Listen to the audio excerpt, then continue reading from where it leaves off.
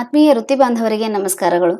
MHRD UDICE ಪ್ಲಸ್ನಲ್ಲಿ student ಮಾಡ್ಯೂಲ್ನಲ್ಲಿ ಇರುವಂತಹ ವಿದ್ಯಾರ್ಥಿಗಳ ಅಪಾರ ಐಡಿಯನ್ನು ಯಾವ ರೀತಿ ಕ್ರಿಯೇಟ್ ಮಾಡಬೇಕು ಅನ್ನೋದನ್ನ ಈ ವಿಡಿಯೋದಲ್ಲಿ ತಿಳ್ಕೊಳ್ಳೋಣ.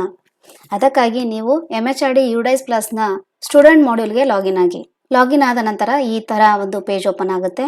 ಇಲ್ಲಿ ಎಡಗಡೆ ಅಪಾರ್ ಮಾಡ್ಯೂಲ್ ಅಂತ ಇದೆ, ಅದರ ಮೇಲೆ ಕ್ಲಿಕ್ ಮಾಡಿ.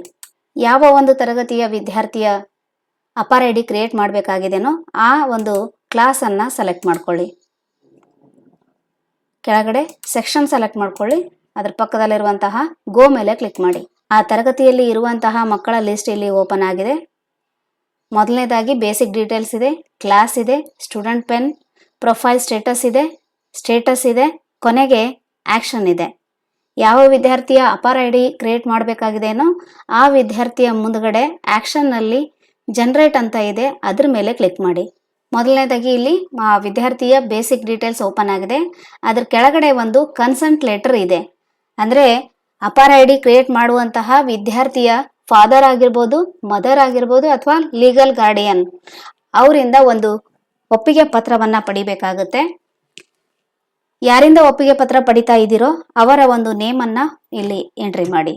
ವಿದ್ಯಾರ್ಥಿಗೆ ಇವರು ಏನಾಗ್ತಾರೆ ಅಂದ್ರೆ ಫಾದರ್ ಇದ್ರೆ ಫಾದರ್, ಮದರ್, ಲೀಗಲ್ ಗಾರ್ಡಿಯನ್ ಆ ಆಪ್ಷನ್ ಅನ್ನ ಸೆಲೆಕ್ಟ್ ಮಾಡ್ಕೊಳ್ಳಿ. ನೆಕ್ಸ್ಟ್ ಇಲ್ಲಿ ಆಧಾರನ ನಾವು ಐಡೆಂಟಿಟಿ ಪ್ರೂಫ್ ಆಗಿ ಬಳಸ್ತಾ ಇದ್ದೇವೆ, ಹಾಗಾಗಿ ಆಧಾರನ ಸೆಲೆಕ್ಟ್ ಮಾಡಿ. ನಂತರ ಕೆಳಗಡೆ ಆ ವಿದ್ಯಾರ್ಥಿಯ ತಂದೆಯ ಆಧಾರ್ ನಂಬರ್ ಅನ್ನ ಎಂಟ್ರಿ ಮಾಡಿ.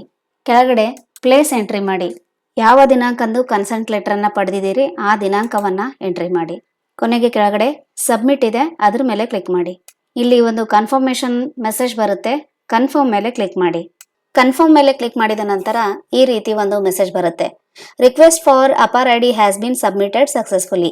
ಅಪಾರ್ ID will be generated within few hours.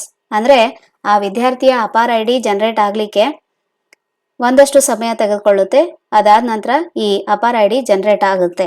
ಈ ರೀತಿ ನಾವು ನಮ್ಮ ಶಾಲೆಯಲ್ಲಿರುವಂತಹ ವಿದ್ಯಾರ್ಥಿಗಳ ಅಪಾರ್ ಐಡಿಯನ್ನ ಜನರೇಟ್ ಮಾಡಬಹುದಾಗಿದೆ. ಈ ವಿಡಿಯೋವನ್ನು ವೀಕ್ಷಿಸಿದ್ದಕ್ಕಾಗಿ ಧನ್ಯವಾದಗಳು.